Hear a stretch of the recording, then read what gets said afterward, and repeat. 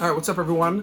I thought we'll do a little late night quarantine video. I got my Mac here, and we'll do 5 tips on how to save money when shopping online, because I thought it'd be appropriate since we're all stuck inside and the only shopping we could do is online.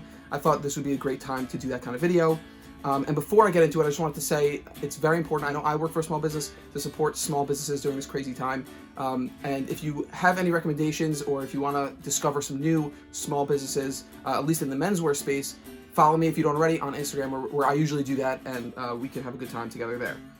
So let's get into it. So the first tip on how to save money when shopping online is using Rakuten. And I'm still surprised that people don't use Rakuten every time they shop, because I do, and it's so easy. So before I explain how to use it, if you see right here, it says refer and earn $30. So if you sign up with a referral code, and I'll put that in the description, you'll get $30 and I'll get $30. You can see right here, which is a great way to get people to just keep using Rakuten and keep telling their friends and family to use it. So $30, not bad. I think that's when you spend like $50 or something with Rakuten. So definitely do that. Here you can see in the corner, it shows I made $759 in my lifetime using Rakuten, and it's so easy.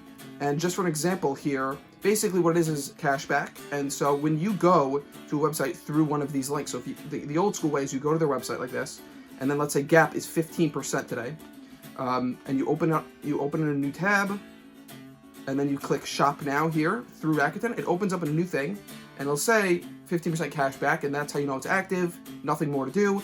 And if you buy something, you don't have to do anything. I know this was confusing the first time I used it, but you can literally just put anything in your cart, check out. I won't show that process. And then you'll get 15% cash back, whatever you spend. So if you spend $100, you'll get $15 back in the form of a check, literally just money. So that's how Rakuten works. It's so easy, and I recommend using in a plugin. So I got a Chrome extension here. You can see it in the corner, and so I don't forget to use it when I go to a website. I get a pop-up, and also there's like a little icon here that I can click, and it'll show me cashback now active. It'll show me what if I just earned something. So here I got 44 cents, big deal on eBay. So that's also very useful to have, so you don't forget to use it. So another thing to know is, like, for example, today it's their birthday and they're giving an extra bonus cash back today. So if you see Gap was 2%, so that means most days it's 2%, but today it's 15%. They do this a lot of times around holiday season to encourage you to shop. So I know Black Friday time was huge. They were giving like 20% back at like Levi's and stuff like that. So just keep an eye out and see when the cashback fluctuates and take advantage. So here you can see Levi's is 15% back. Yeah, again, use it as often as you can. Almost all websites, main big websites use it. Now, I also wanted to mention Honey, because I know that's a really popular thing. Also, I saw Davey Portnoy talking about it during one of his live streams. Here, I have this tab open. It's online savings. It's an extension that will just get you discount codes and plug them in when you're ready to check out. So for me, I personally do not use it, and I'm about to tell you why. It's because I typically know all the best discount codes, because my tip number 2 is to sign up for emails. So I sign up for emails for most of the retailers that I like to shop at. So it's like Gap, Brooks Brothers, Banana Republic, Todd Snyder, like all these types of, I actually have a separate email just for signing up for clothing stores.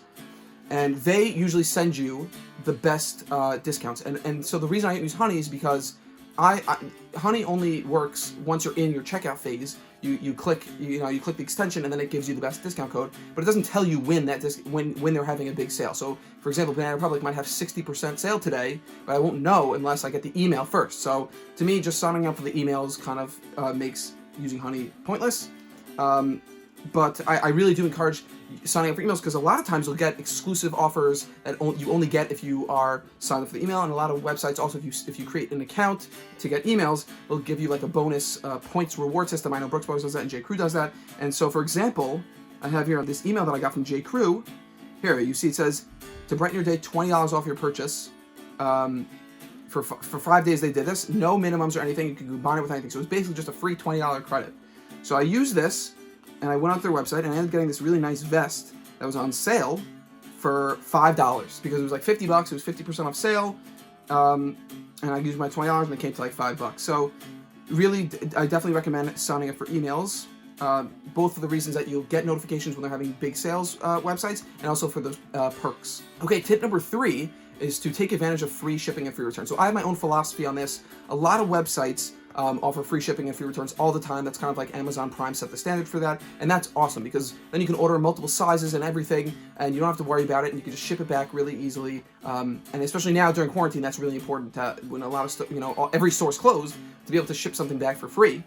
So a lot of websites though don't offer free shipping unless you hit like a certain threshold.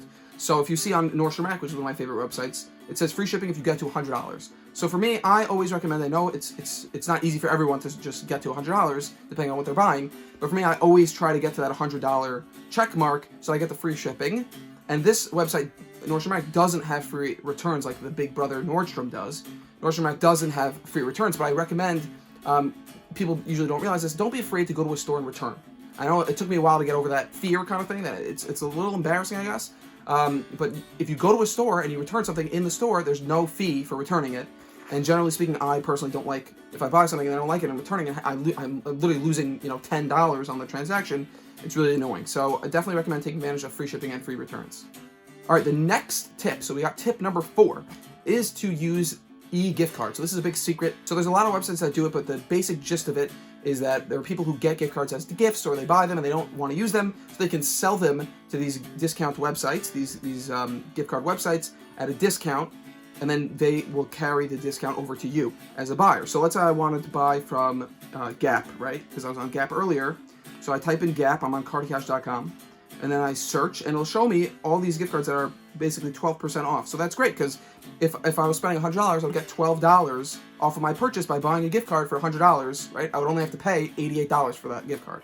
And then I would get $100 in a gift card. And I was a little nervous in my first transaction. You add it to your cart, and then they send it to your email. Usually it's pretty instant. It takes like 5 minutes.